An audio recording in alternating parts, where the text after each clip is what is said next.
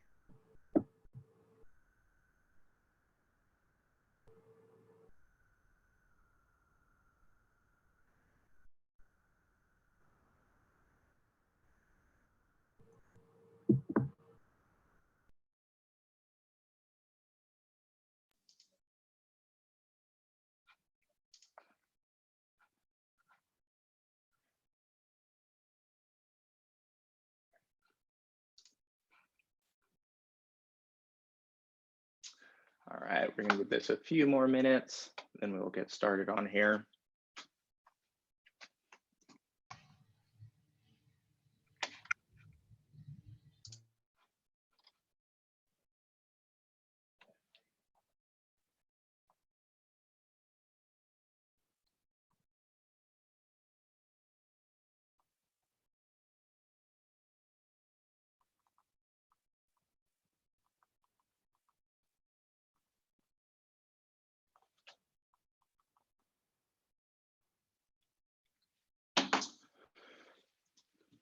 All right, so we will get started now. Thanks everybody for coming to check this out. I wanted to go over what it's taken lately to get offers accepted, especially in the market that we're in. It's been pretty challenging for basically all of my clients right now, and all price ranges, doesn't really matter. So just want to take some time, go over what we're doing to get offers accepted. The main things we're going over, going to keep it short and simple. Why is it so competitive right now? You know, what is causing 10, 15, 20 offers on properties? Also, what can you do as a buyer to get your offer accepted? That's mainly all we're going over. That's what we're going to focus on for this. So why is it so competitive? The biggest reason that it's been this competitive lately is just because of inventory. Inventory is at about it's 60% lower than it was this time last year. I think looking at the numbers for December, you know, we had about 1,100 homes come on the market in December 2020, and December 2019 we had about 2,300 homes that came on the market for sale.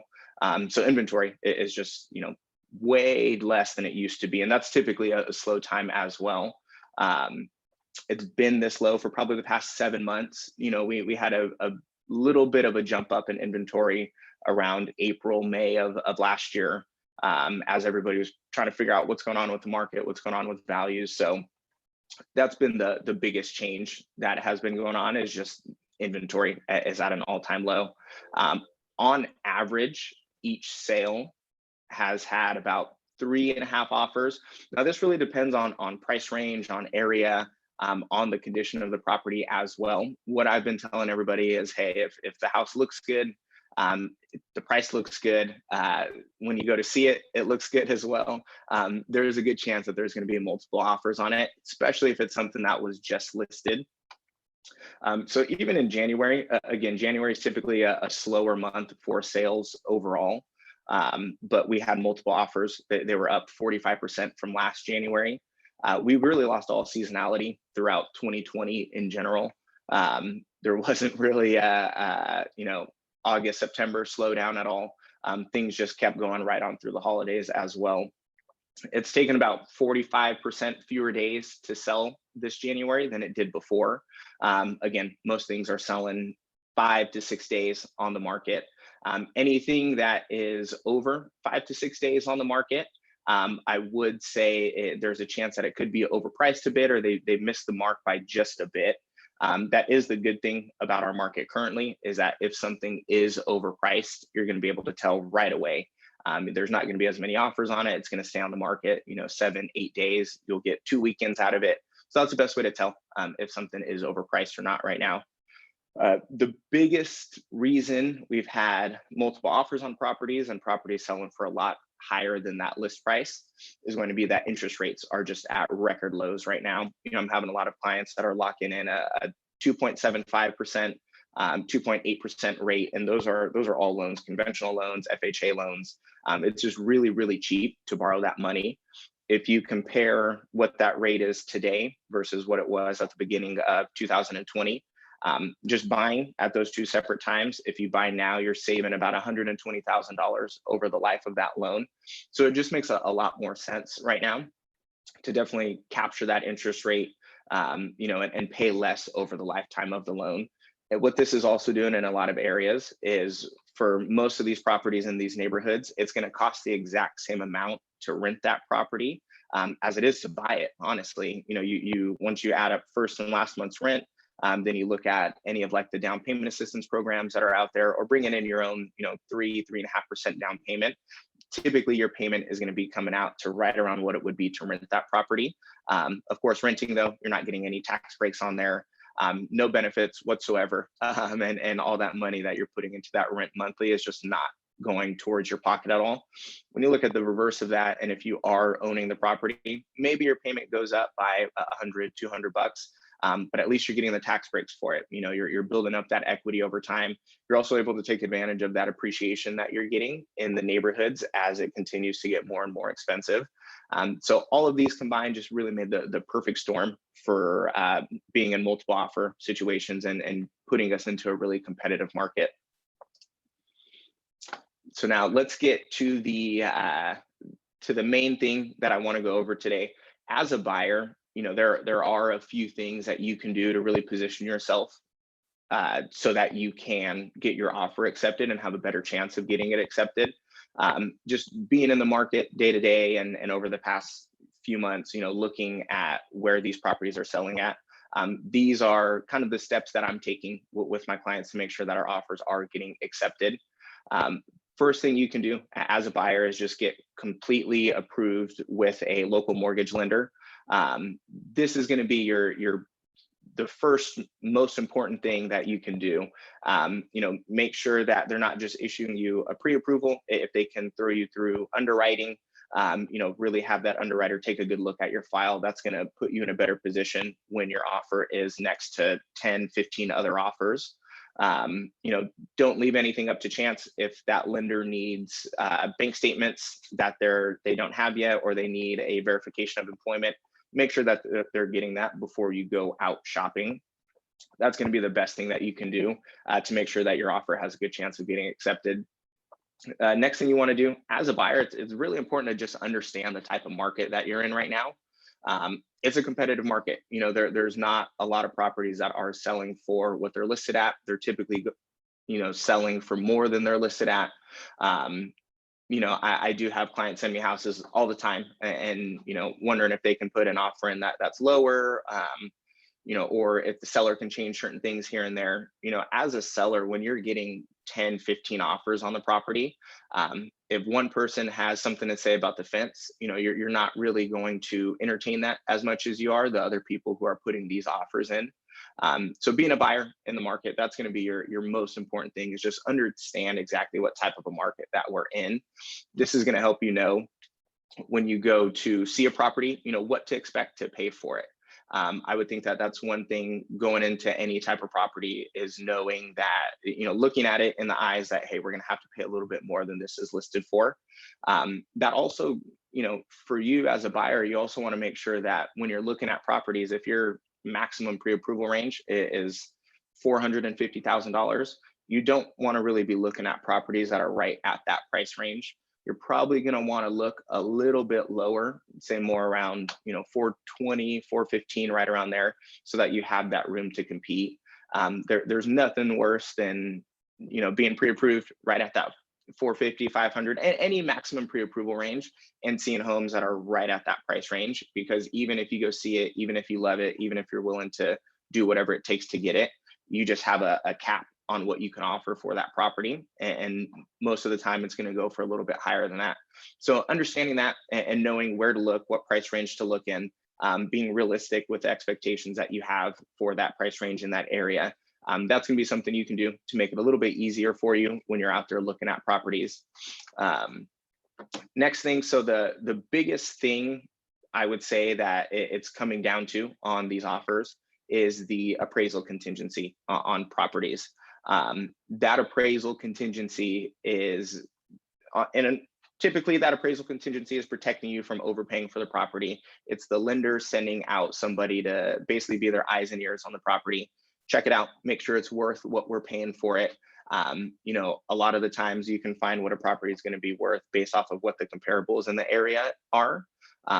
It's been tough to do that lately, as the median price points go up in all these neighborhoods. It just gets extremely difficult to be exact on that pricing. Your market's always going to be about 30 days behind, right? So when an appraiser goes to the property and finds comparables for the home, they can really only use the properties that have already closed escrow. Now, the issue with this is any property that's closed escrow, that's typically reflecting what the market was like 30 days prior when that offer was accepted. So sometimes market's just moving faster than those appraisers are. This doesn't mean that we're overpaying for the property at all. Doesn't mean it's going to put us in a bad position. All this means is that the market is moving way too fast. When the property has 15 offers on it, we can pretty much assume that, hey, that property was listed right. There's enough demand for it in that area. So it is worth what a buyer is willing to pay for it at the end of the day. So a few things we've done to get creative on this appraisal contingency. Sometimes we're writing into the offer, hey, as a buyer, if the property appraises less than what I'm paying for it, we're going to bring in an extra $5,000, $10,000, $20,000 over that appraised value. The seller is looking at this right here as the best way to guarantee them a certain amount. 10 people can put in an offer that's $10,000 over asking. But that doesn't mean it's going to appraise at that value. So sometimes really all it takes is offering an extra 5 or 10,000 over that appraised value to really get your offer accepted on there. Now, that doesn't always mean that we have to bring that money in as cash, right?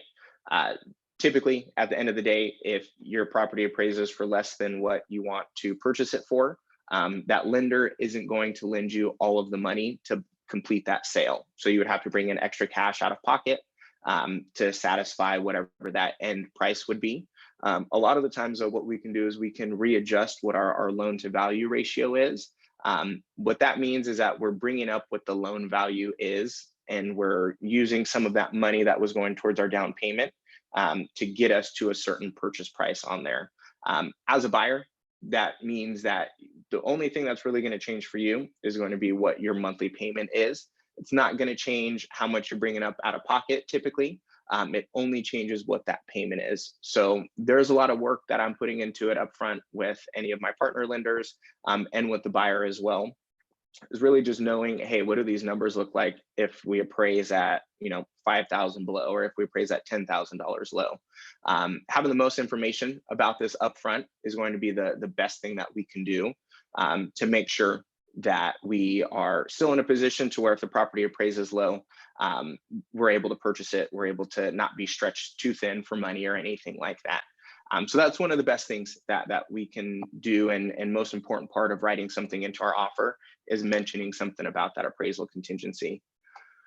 Next thing that we can do is going to be a letter or a video to the seller. Now, letters are probably the most common, I would say. There have been some agents who aren't presenting these offers at all to their clients at all. It's really been kind of up to the agent and up to the seller. They did say that it kind of creates an unlevel playing field, but I still always love to send them whenever I get the opportunity to. Then it's up to that agent if they want to present it to the client or not. Another thing that I've been seeing is people doing a video to the seller and just telling them a little bit about their family, what their intentions are with the property. just getting creative with it. Those are a few options that would work. Video, not everybody's going to do a video, so maybe doing that to stand out would be a very good option that you could do. Another thing, writing into the offer that we've been able to sometimes at least be in the realm of a counteroffer, is including an escalation clause in there. An escalation clause is going to be something that it's a separate addendum to that contract that's going to say, hey, here's our offer at $400,000. We're willing to go up to $425,000. So we'll beat out any offer in between those two numbers by $1,500 or by $2,500. Sometimes if you're neck and neck with one other offer, this might give you the edge that you need to really get your offer accepted. Not everybody, uses these, and I think that these are a really good tool to have. A lot of what I'm seeing, agents are requiring that you just give them your highest and best offer right up front. So you do still want to make sure that the offer that you write is going to be something that is a really strong offer up front. We want tight timelines. Real quick, we're looking at 7 to 10 days for inspections right now, about 12 days to get that appraisal done, and then about 16 to 18 days to get that full loan approval. So getting a real good upfront offer is going to be the most important part. And then this escalation clause right here, I use it when we really don't know how high the property is going to go. Looking at the numbers, we know it's going to go high. We know there's a lot of interest on it, but we just really want to make sure that we have a shot no matter what on there. So escalation clauses are a really good trick that we've been using to get a lot of our offers accepted. Now, the next thing that myself and my team have been doing a lot are just off-market properties for our buyers. So 15 to 20% of homes that sell are actually not going to go on the market at all. So those aren't on the MLS, those aren't on Zillow. They're just showing up. Whenever we have a property that we're going to sell, typically we've met with that seller about 3-4 months prior to that property going on the market. So while we're working on helping getting that seller wherever they need to go, there is the chance that, hey, if an offer was presented to them right now at this moment, they would absolutely take it at the right price. So I've done this a few different ways. Most recently, there were 2 instances where I had a client, she was looking for a property, tough price range. She was in that $350,000 to $400,000 price range. And it was really tough. We probably put in 10 offers, really strong offers, getting beat out by the same things all the time, the appraisal contingency and that maximum purchase price. And we probably saw 25, 30 houses over a span of 2 months. So we were out there a lot. And I actually had a client who was getting ready to sell her house. She wanted to retire. She wanted to go find another property out in the Yuba area. After thinking about it and talking to both parties, I was actually able to get our buyer in to see that home. She loved it, had everything that she needed. It was in a good area, 3-bed, 2-bath, had a pool, great condition. And we went ahead and she put an offer in on the property. For that seller, I was actually able to get a little bit more money than she had originally wanted going on the market. And then for that buyer, when we ended up going into contract, the property actually appraised for about $10,000 more than what we were in contract at, which I don't see at all anymore. Typically, we're dealing with a low appraisal, but in this scenario, the property actually appraised for a little bit more. So it was really a win-win deal all around. That seller, she was able to go get her offer accepted on another property because her home was already in contract, and our buyer was more than willing to work with us and give us however much time we needed to complete that sale, just because she was ready to put in an offer that wasn't, that she wasn't going up against 5 other offers on. So it ended up working out great for everybody. Both parties ended up happy. The houses are both great. So that was a really good scenario that we had, which is one of our off-market properties. The other one that we had was, again, about a month ago. So what we can do is when we have a client that is looking in a specific area, pinpointing that area and doing whatever we can to grab phone numbers for people who live in those communities. For instance, I had a client looking in a condo community over in the Pocket neighborhood, saw a home over there. She loved it, put an offer in. There were actually 30 offers on that home. It ended up selling for about $60,000 more than it was listed at, which again, unfortunately is pretty common right now. So what I did the next day after we lost out on that one is I pulled phone numbers for everybody in that condo community, and actually called each one of them one by one, called the owners of those properties, talked to them, asked if they were interested in selling or if they knew anybody else in that neighborhood that was thinking about selling. And I actually did, on probably my sixth phone call, I came across somebody who knew of a neighbor that was going to be selling their property pretty soon. I got the information for that person, and I was able to get my buyer into that property to see it. And it actually ended up being one of the nicest ones that they had in that community. We were able to get an offer written on the property without it ever going on market, without anybody else really seeing it at all. And that one closed about 2 weeks ago. And that was, again, a great example of what we can do on some of our off-market properties, is getting you in there to see it before the competition. So that really is the key, is, just what else can we do to find you a house besides looking at just what's on the market in general. And again, that's 15 to 20% of homes that sell that are off market. We'll list about 80 to 90 homes every single year. So there's a good chance that we have something that you are looking for that would work out perfectly for you. So let's see. Cool. That brings me to the end of that. So let's go over some of our market stats right now to see what is really going on in these areas. So let's get this to our price range.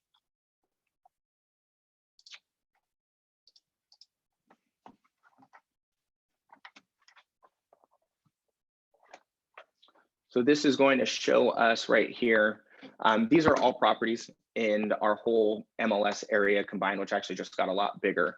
But this is mainly showing us, let's just look at the Tri-County area over here. Cool. So what we can see right here, so this graph right here is going to go over basically supply and demand. So what we can see looking back to November of 2019 is that this light green bar right here, these are the number of homes that came up for sale. Dark green are the number of properties that sold that month. And then this red line right here is going to be the number of offers that were accepted. So you can look at this light green right here as supply and this red line right here as demand. So, normal market, November, December, inventory is typically a little bit higher than demand, which is normal. Then we get it right here into March, and right around March 15th, 16th is when everything sort of changes, right? We had demand go down a bit, but what's interesting is that you would expect it to just completely dip, right? We had shelter in place orders. Nobody was really going out to see anything. But in April, homes still came on the market. People still put offers in. Homes still sold, right? As we get into May, we see May is where we really see things start to pick up a little bit. Rates right here were kept really low. They actually went down a little bit more. People had a lot of time on their hands. They were sitting at home and thinking about how much they would like a bigger house to move into. So what we see right here is right around May, June is when that demand really starts to pick up. June is absolutely ridiculous with the number of offers that were accepted. What happened right here, though, was that there is a lot of inventory from these prior months that was eaten up right around this time right here. Ever since June, we can see that our demand definitely outpaced what our supply was. So we've seen every month since then, there's been more people over here looking to purchase a home than there have been homes that have been coming up on the market. In January, we can see that we only had about 496 homes come on the market. And there's, right over 1,300 people out there looking and putting offers in on properties as well. I expect this to continue, honestly, for the next few months. What we really need to keep an eye on right here is inventory. Until we see this come up, we're going to continue to see 10, 15 offers on properties. We really need that inventory to soften up a bit. Either that or our interest rate goes up, and it's going to, it's going to knock some people out of the market. The worst thing that I see happen is people who were looking for homes right in this time frame right around here decided not to buy, felt that prices were a little bit too high. And then you fast forward a year and now we have to put in offers that are $15,000, $20,000, $30,000 over that asking price. So I would definitely say that it's really important right now to get into these homes, to take a look.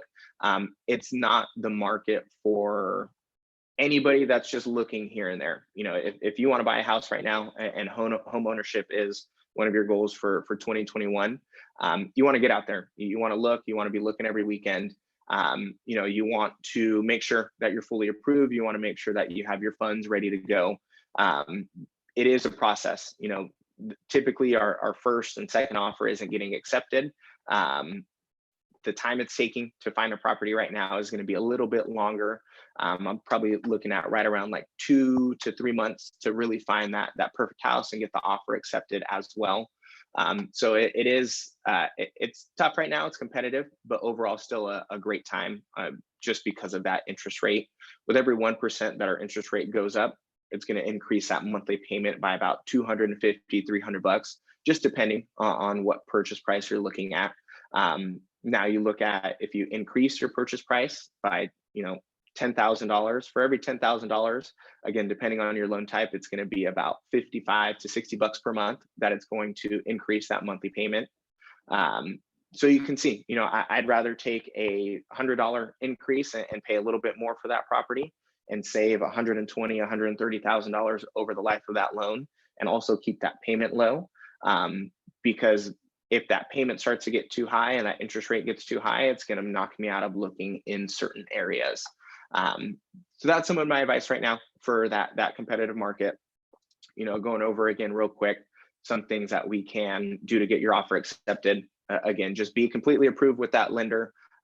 Do whatever you need to do, whatever they're asking for you to do. Just make sure that you're ready to go. Also, having a proof of funds ready to send over with your offer is something that will separate you a little bit more as well. Just letting that seller know that, hey, you have the money, you're ready to go. Understand the type of market that we're in as far as how competitive it is, and know that we're typically paying over asking for these properties. Appraisal contingencies. Whenever I see offers that are right there on price, what separates it out is that appraisal contingency and putting something in there about if the property does not appraise. Not every property will need this. You know, some of them are listed low, some of them are fixers, and there's not going to be an issue with them appraising. But typically, that's going to be the one thing that stands out for those winning offers. Any type of letter or a video to the seller. Some tips for this: it doesn't need to be. I've seen some of these where they're begging the seller for the property and certain things like that. I think the best thing to do is really just present a good picture of who you are as a buyer, right? What your plans are for the property. That seems to be the best. You can do a video if you have some time for it.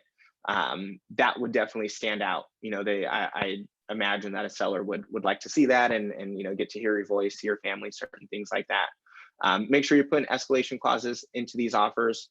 They're not always accepted. My best recommendation is always put your best foot forward. I'm not seeing a lot of counter offers right now.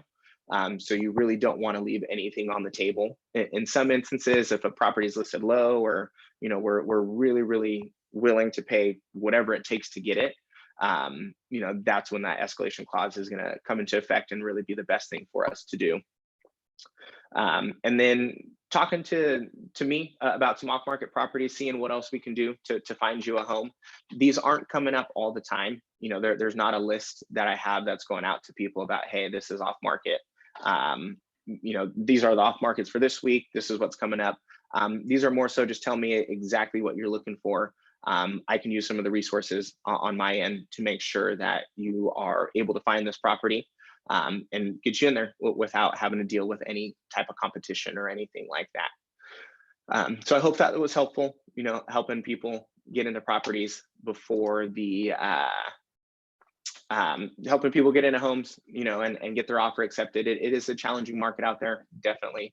But it is still possible. You know, I've written probably 10 offers over the past 2 months and gotten about 8 of those accepted. So, you know, it definitely still is possible. It's just about understanding the market and doing whatever it takes to make sure that your offer gets accepted. So I hope that was helpful. Thank everybody for coming in and watching. If you have any questions, I'll stick around for a little bit. Let me know if there's anything else I can help out with.